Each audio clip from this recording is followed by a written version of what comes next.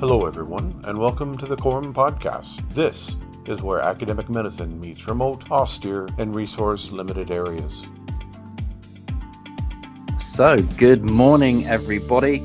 This is Tim Cranton again from the College of Remote and Offshore Medicine, and today I am talking to Sylwester Winiarski. Is that correct, Sylwester? I'm terrible at pronouncing names. Yes, I am Sylwester Winiarski. He's speaking in Polish. Don't worry too much about the translations. I think we'll be okay. So I'm going to introduce you, if you don't mind, Sylwester, and then we're going to have our chat. Like I said, welcome to the podcast. Just for you guys out there, Sylwester was a member of Polish Airborne and Air Assault Forces, also a member of their emergency rescue team. As a reconnaissance team member, he's provided medical support for operations in Afghanistan as part of their direct action detachment. He's also worked as a civilian contractor as medical staff at the NATO base in Kandahar in Afghanistan. And he's also an author. So he's the author of the Manual for Special Forces Combat Medics Waiting for Medivacs. I'm keen to hear about that. He was an instructor and advisor at the Polish Special Forces Training Center in Lubliniec. And most recently, he's been training Ukrainian medical providers in combat lifesaver skills and prolonged field care. So as I said, Sylwester, good morning to you. Can you do me a favor? Can you just tell us who you are, a little bit more about your background, and what are you doing right now? Hello, everybody. My name is Sylwester Winiarski. You say so many things about me. I really don't have too much to say more. I'm paramedic. I'm really paramedic. I finished school in Poland over 18 years ago, and still learn, really.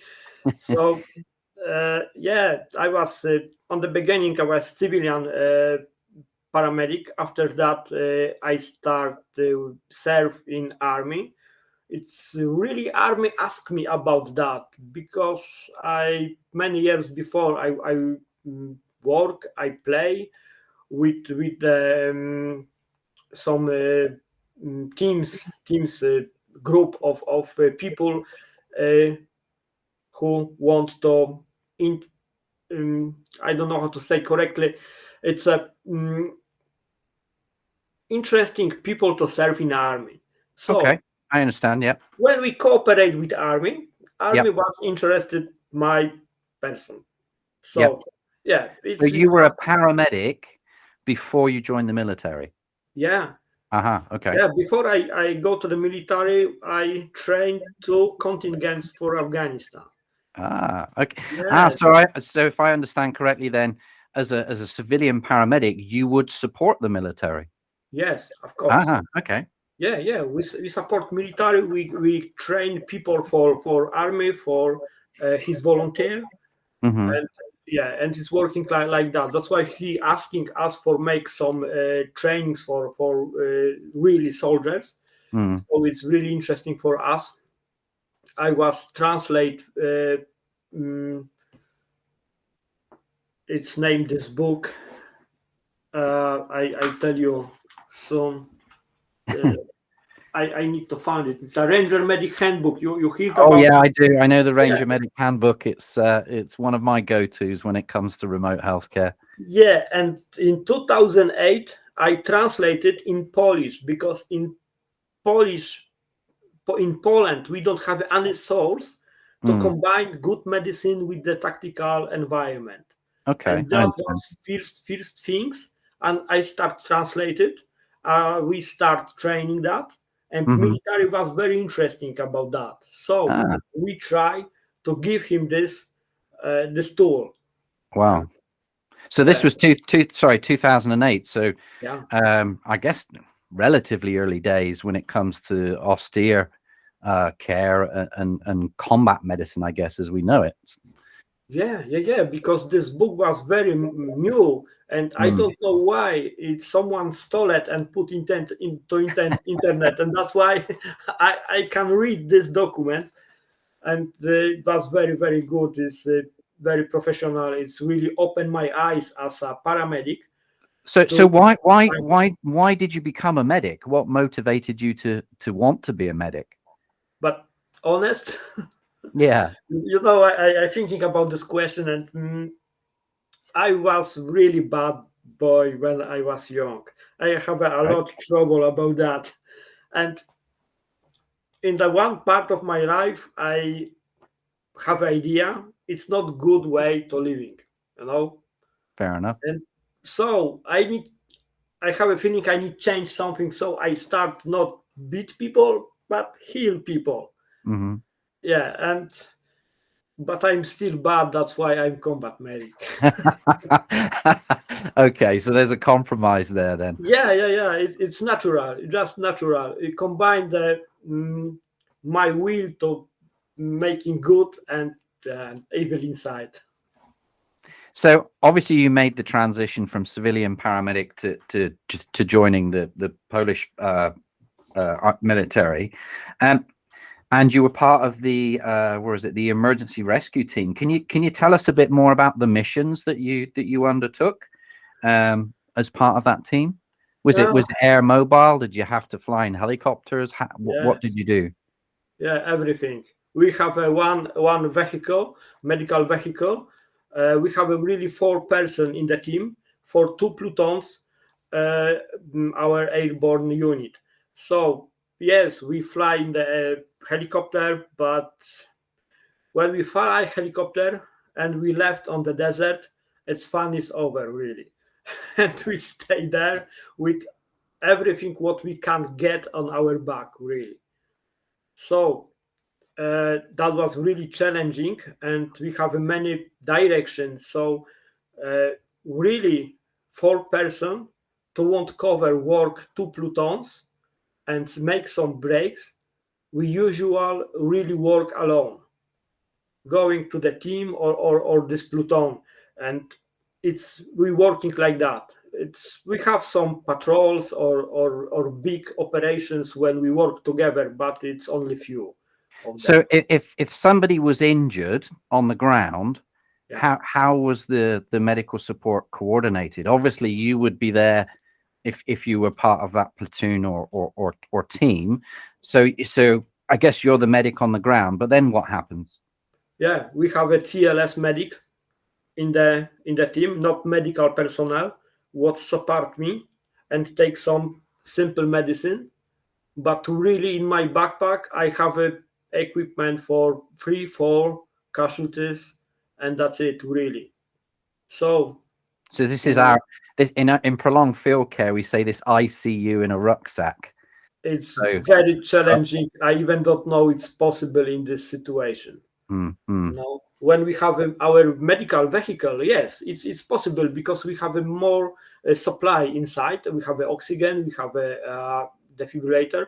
We have only one team in 2013, only one vehicle, combat vehicle. What we have a defibrillator on the deck, and we have a very very difficult situation once, and our friends lost the hand. And this is only one mission in our rotation when we ask firefighters to help, because the situation when the AOD blow up the vehicle, it's turn on in the ground and crash the hand by the tower, and we can't remove the patients from this vehicle. So sorry. So an improvised explosive device blew up the vehicle. Yeah, and the vehicle rolled over. Turn in the air. Yeah. Okay. Mm-hmm. You weren't in this vehicle at the time, were you? No, okay, no. But our friend was, mm-hmm. and we need the support to lift this heavy vehicle to release these hands, and that was really really challenging situation. I think it's one of the aspects of medical care that a lot of us don't appreciate. Is there's the other stuff like the, I guess, technical kind of rescue.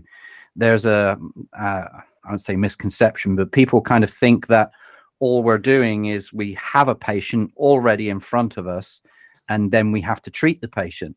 And we put a bandage on, and we wound pack, or put a tourniquet on, or apply whatever medical aid they need. But if they're trapped, or there's a place that you can't access, or it's difficult to access, you know, how do we do that? Did you have to have any specialist training in rescue? No, we don't have train at all, anything like that. We don't have any equipment to release this guy. That's why we need the firefighters using the pillow to arise the vehicle, and that was really first, and I don't know the last situation like that. But after this situation, every team have to make this pillow, this hydraulic equipment for release the people from the vehicle. So as a consequence of that incident, then you were provided with the rescue equipment that you needed. Yeah. Wow. That's right. And well, at least that's kind of a lessons learned. Yeah, we always learn. Because when I start introduce myself, I tell you I finished the medical school and start learning. And it's, in the medicine, I agree.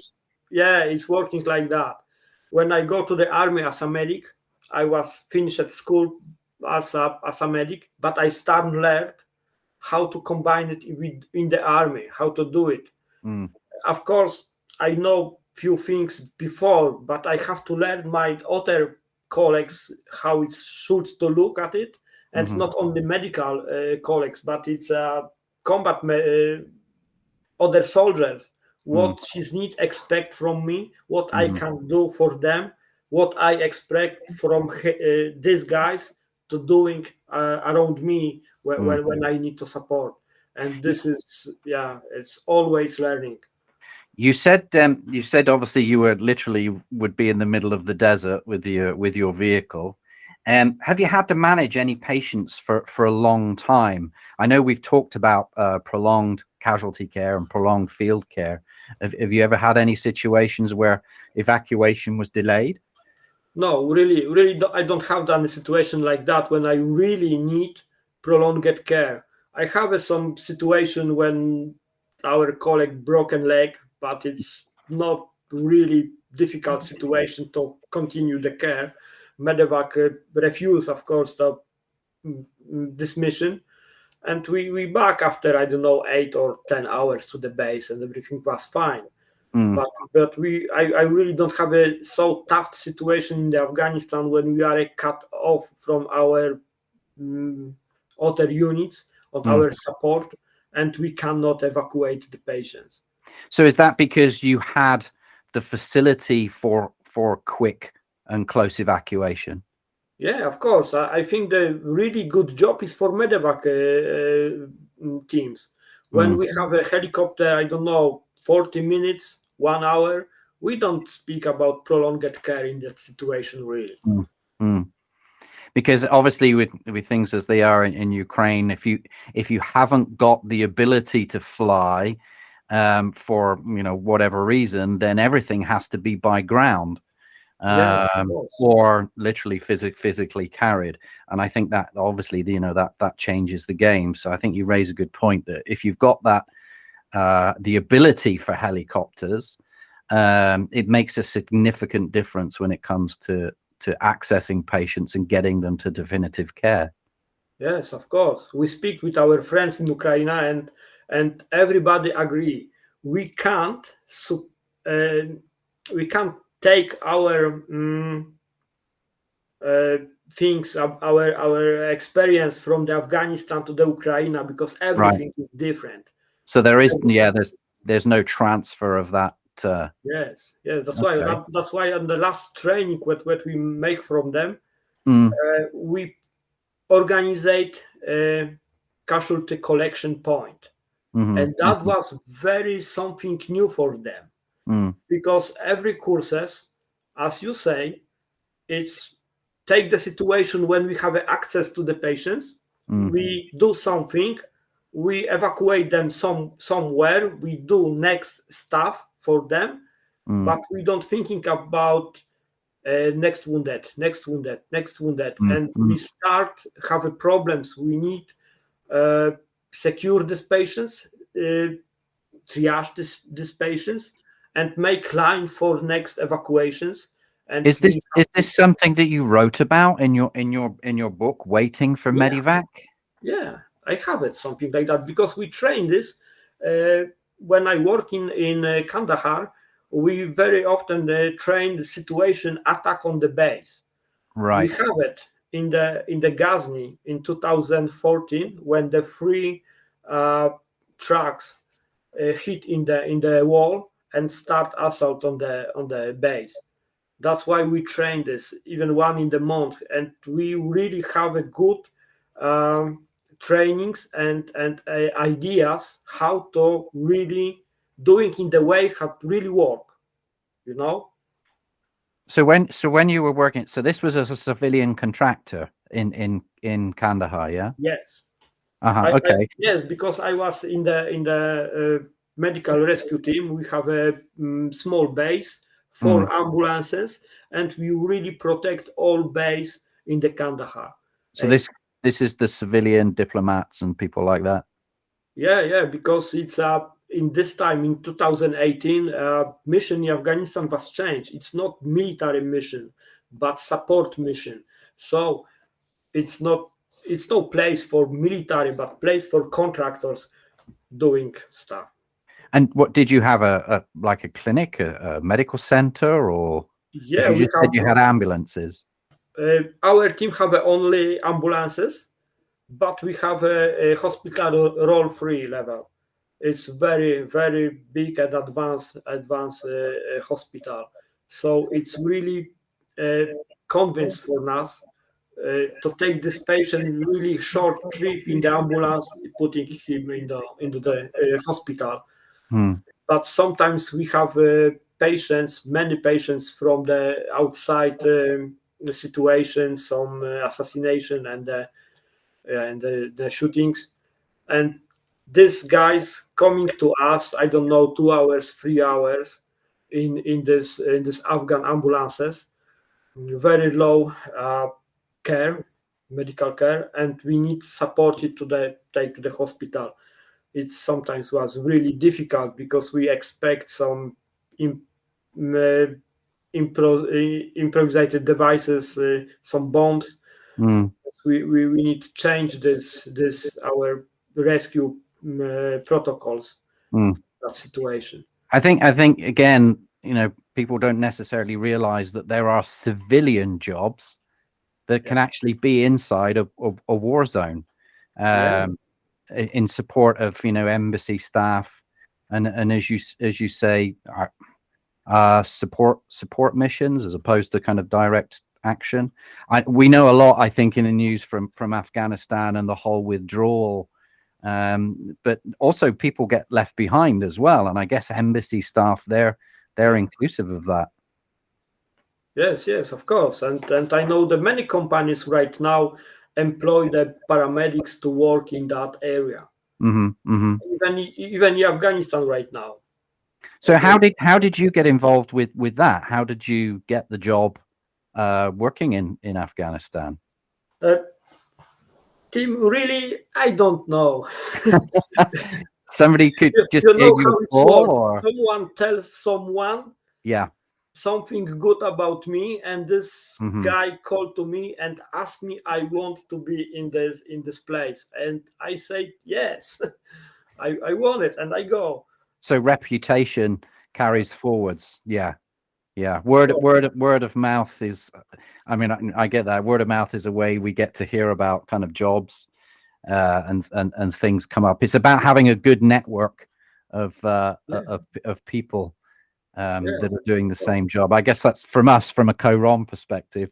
That's what we want to create. We're that network where we can give advice on on some of the things that are available out there for people.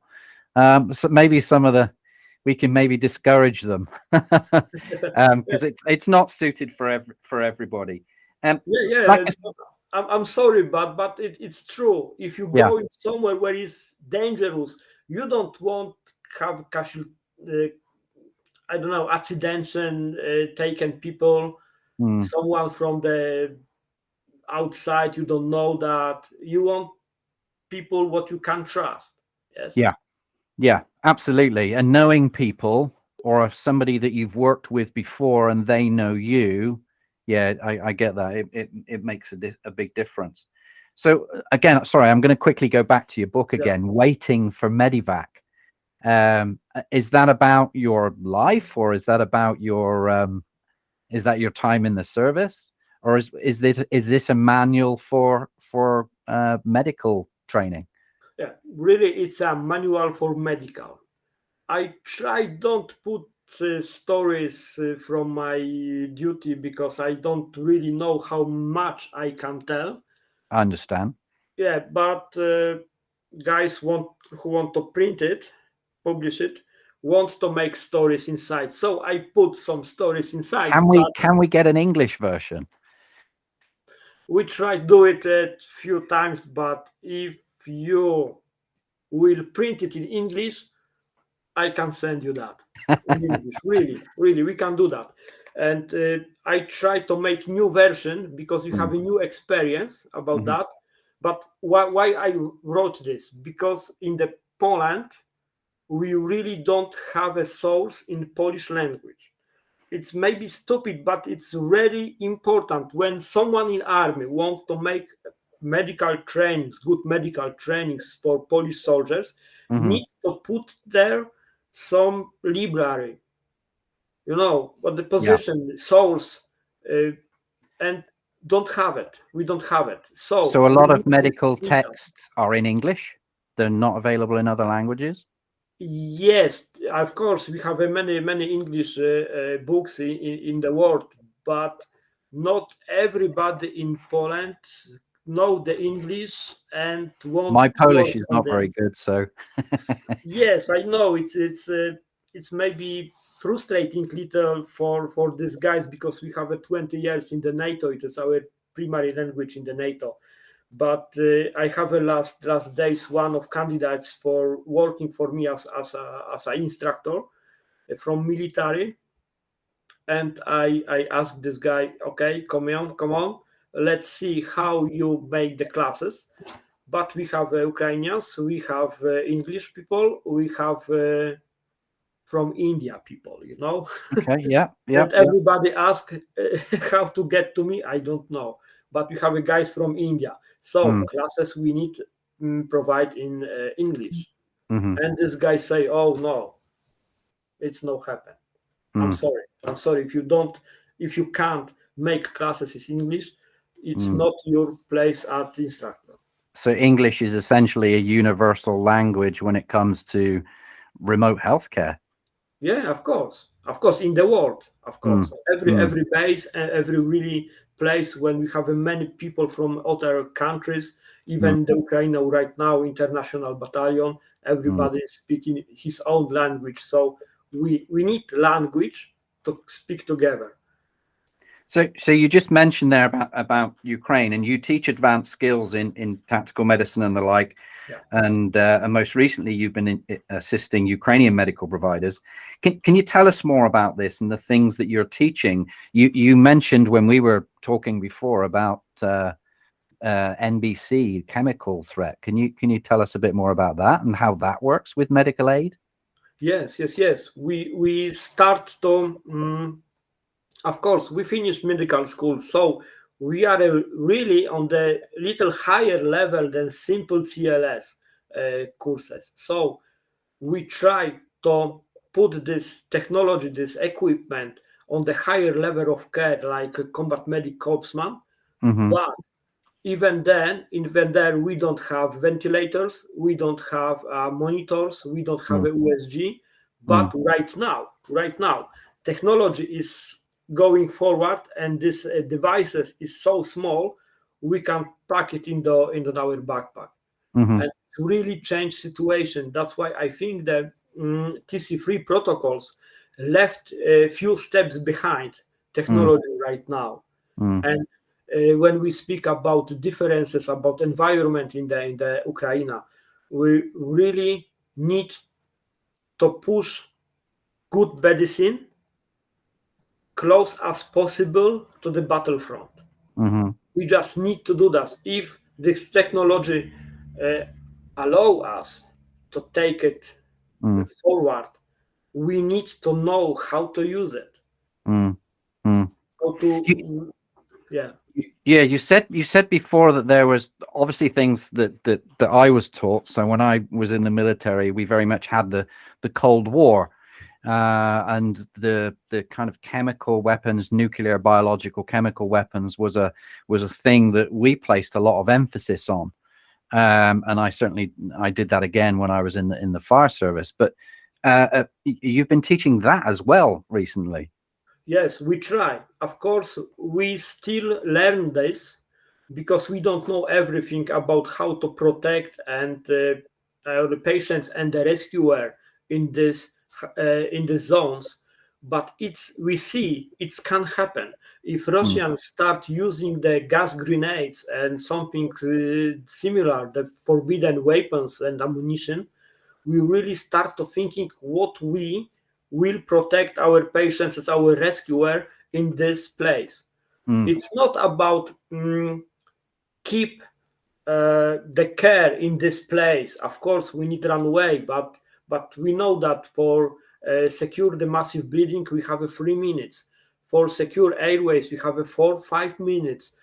It's no time for really running if we don't protect it on the place. We need to protect this from the civilian life, ABC or MIR in the Marsh protocol. We need to do this on the place and we can move forward. So we need to spend there, I believe, maybe half hour, few minutes, half hour. It depends how fast it's working. And we need the special equipment for that. We start thinking about gas mask with 2 filters for easy breathing. We're thinking about connection about gas mask with camelbacks. And this is for the rescuer.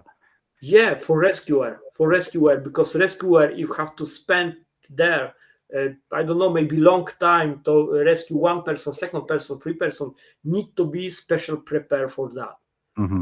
And we don't thinking about that in the TC3 protocols for now. Because I know that, and I have friends and colleagues that work within the UN, and they work with the Organization for the Prohibition of Chemical Weapons. So obviously these people are, they're specific, they're trained in that kind of thing. I know there are medics that work with the UN, but that's a very kind of singular thing. And obviously we know at the moment the UN is not involved in the crisis that we currently have in the East. So, civilians, like you said, are literally having to pick up this.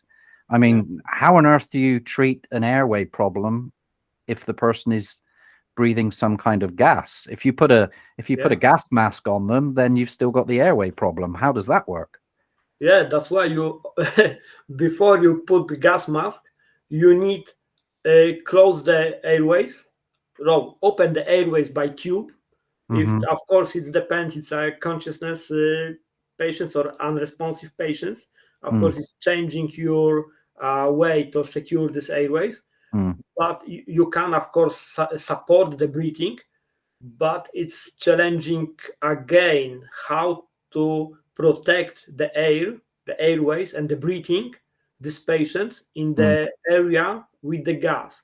So would it be best then to literally just scoop and run with these patients?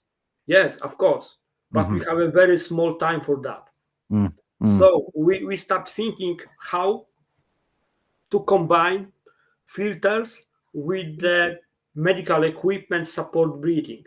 Okay. And I think this is possible, but we need create it. That sounds like some typical austere, remote MacGyver way of adapting our equipment and things to suit the environment.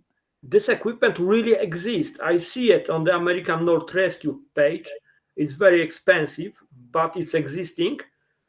But it's problem with a back valve mask because it's every type is different, have a different sizes, and this is challenging. So we need find some ways for that, and we're thinking about that. I know during COVID, we obviously we had issues with oxygenation of patients. This is kind of setting aside a little bit from chemical, but there were the full face scuba masks with the filter that was on top. That was an adaptation, and as I said, that was a snorkeling mask, I think.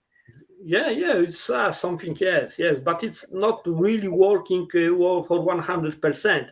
And we know the level 3, I believe, FPP3 or 2 levels filters is very light.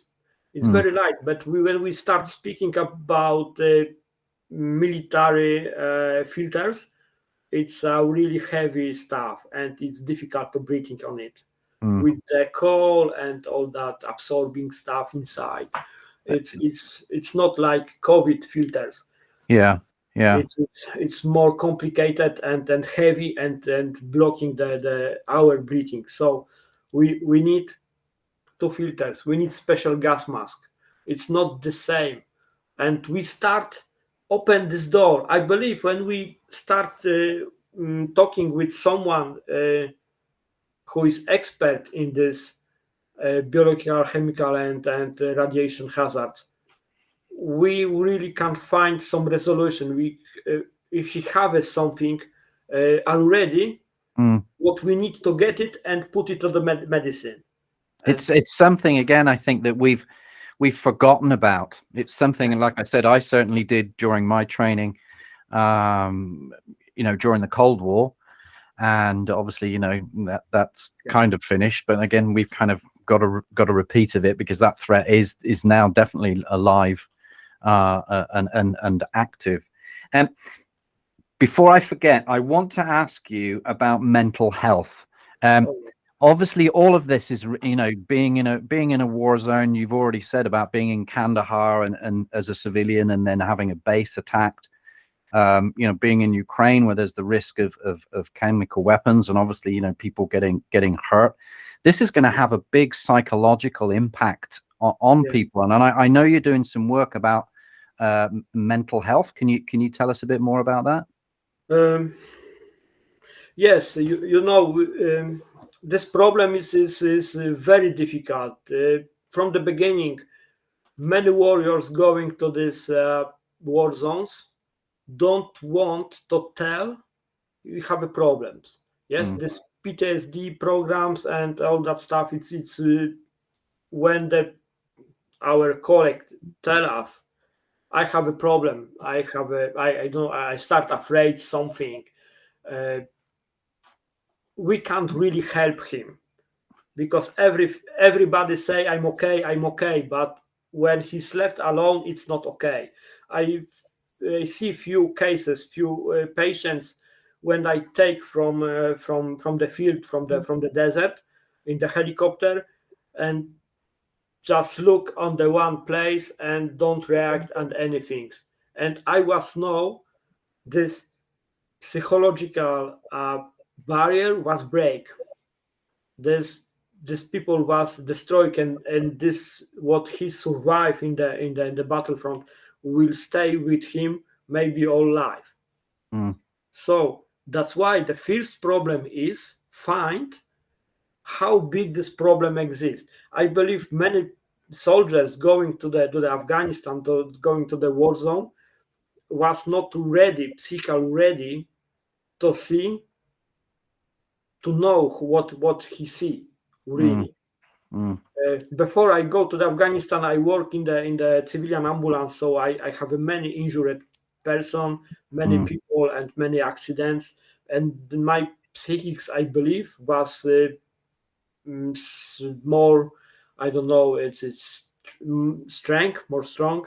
You were mentally more prepared. Yeah.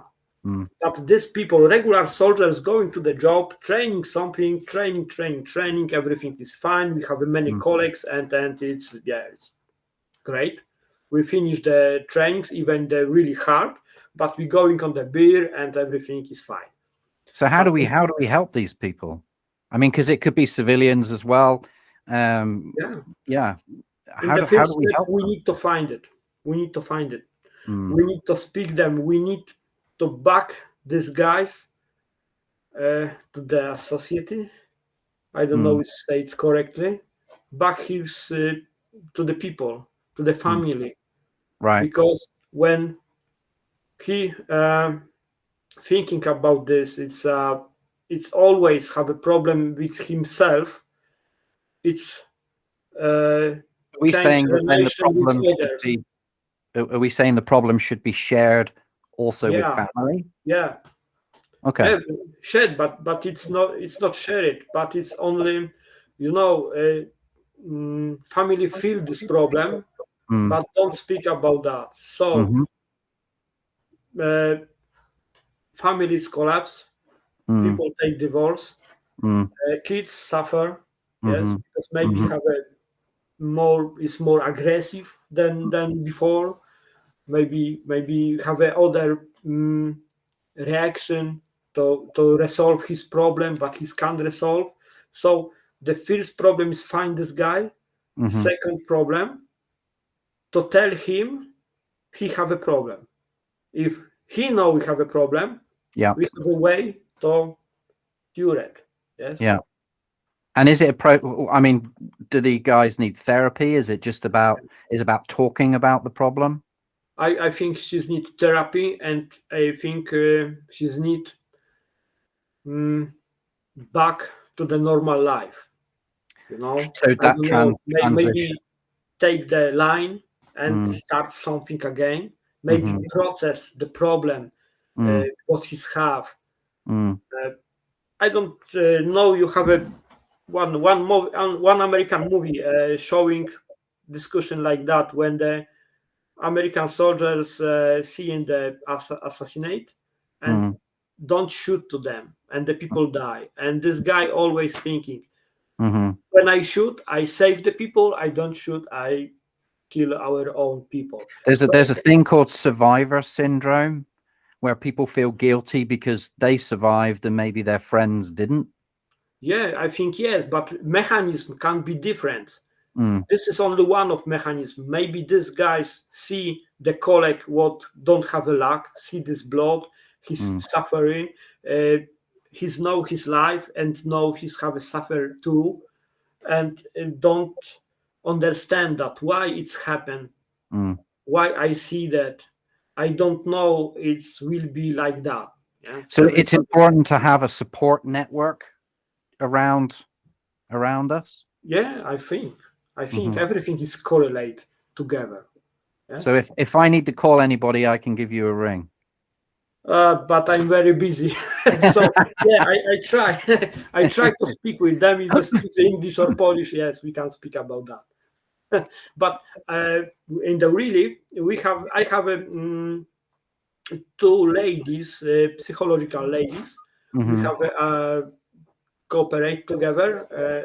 We have some agreement with the working in my company, so we really have specialists to contact with this. Brilliant.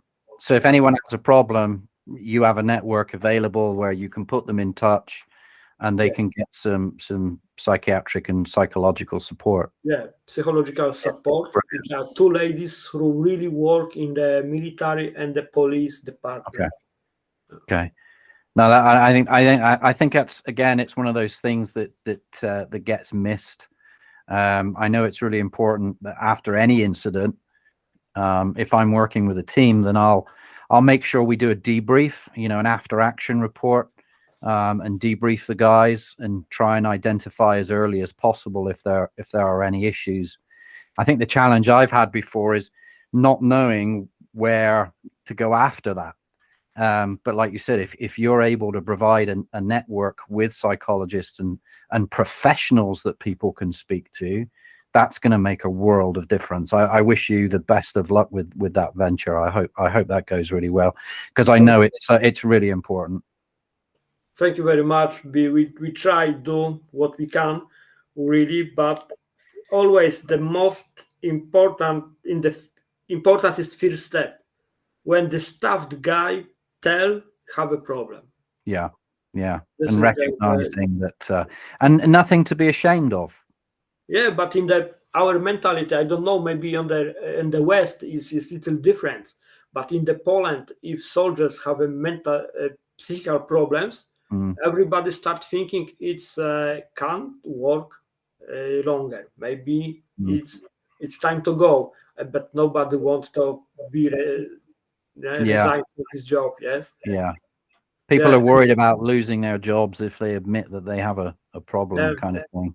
Yeah, there's still a stigma, I think, in And similar problem we have in Ukraine right now, because if we're speaking about TC3 make counting all cases, the ways how it was treated, and how many was successful, how many is unsuccessful.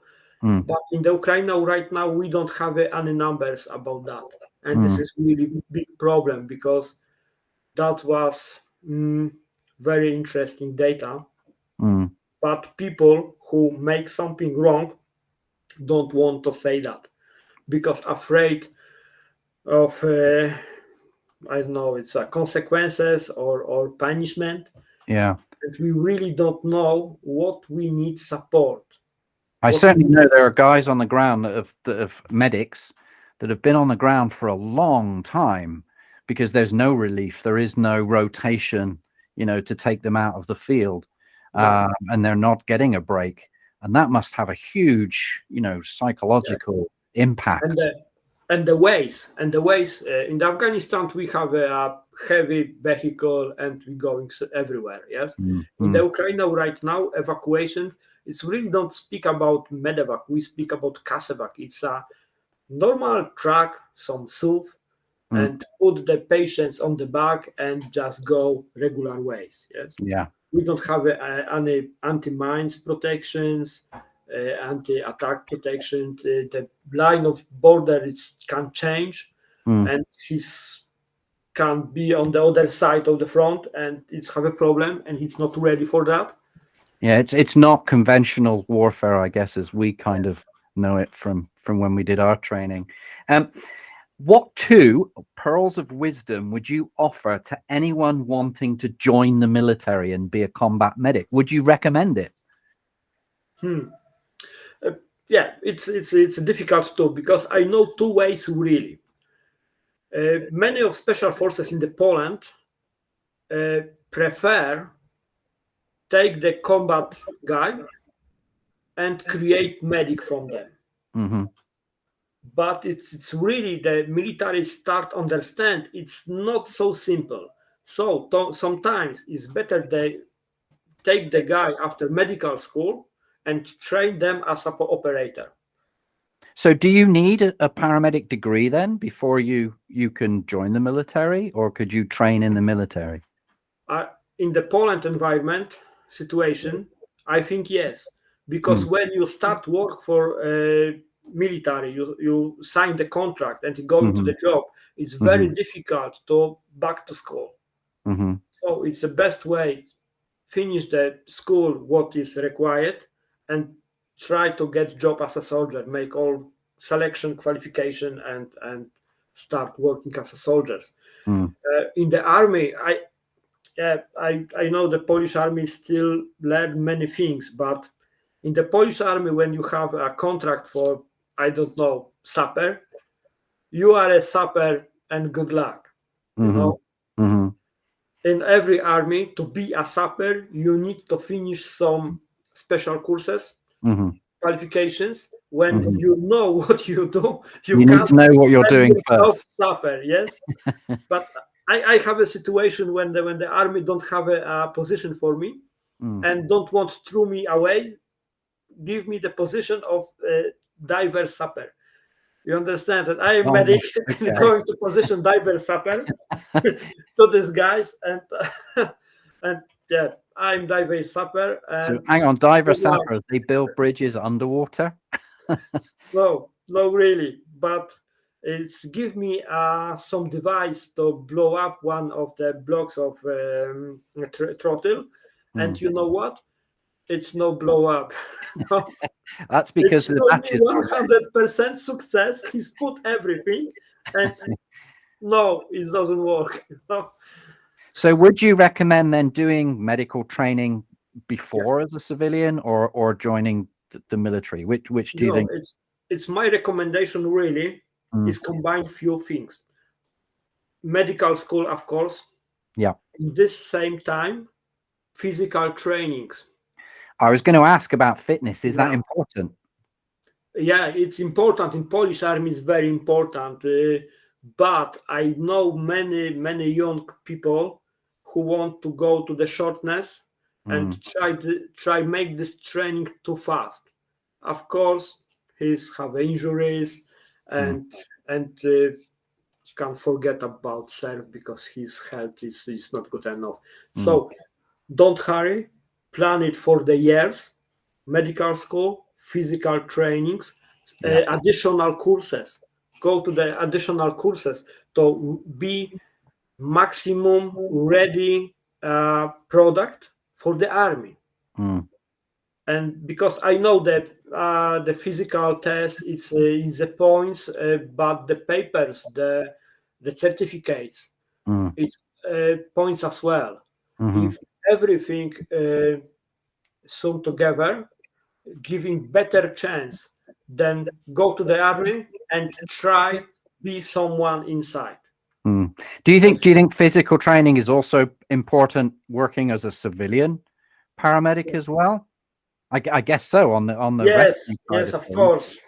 I know I was in the fire rescue. I did fire rescue, so we were training physical training all the time because we had to lift heavy things. We had to manipulate rescue equipment, so fitness was very important.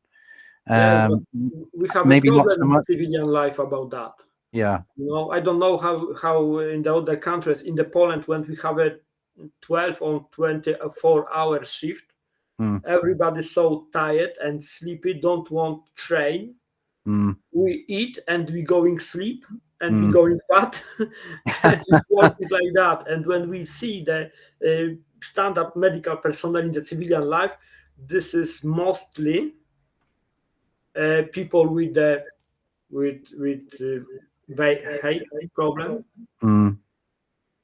because his lifestyle is not good for we need to be a good medic. We also need to have physical robustness as well as mental robustness. Yes, we need balance about that. Yeah. And our psychical level too, because I was very angry when I work in the ambulance. Really, in the 60 years in the civilian ambulance, I was very angry about my patients. It's call again, because my psychic don't take anymore. He suffer. Yeah. But if we understand why we doing that, maybe after a few years we need little reminded about that. It's really be better. Yeah. Yeah, physical health and mental health are very important for any level of care provider. Well, Sylwester, it's been great talking to you this morning, and I really appreciate you giving your time up. Again, I'll say thank you. Hopefully, I'll speak to you again, because again, I'm really interested in this whole the mental health thing that you're doing. And as well as this kind of the chemical stuff as well that you were talking about. I think that's something that's missed in medicine, and how do we give medical care if there is that level of threat. So thank you very much for sharing that with us, and again, I hope I'll speak to you soon. Yeah, thank you very much. Best regards for everybody. So again, thanks very much everybody for listening. This has been Tim and Sylwester from the College of Remote and Offshore Medicine, and I hope you've enjoyed our podcast today. This has been a presentation from the College of Remote and Offshore Medicine Foundation. If you would like to earn CPD credit for this podcast, you can join the Council of Members. Being a member of the college gives you free CPD credits, free access to the virtual field guide, and discounts on our e-learning courses. You can join the team on the college website, which is Corum, COROM, corum.org.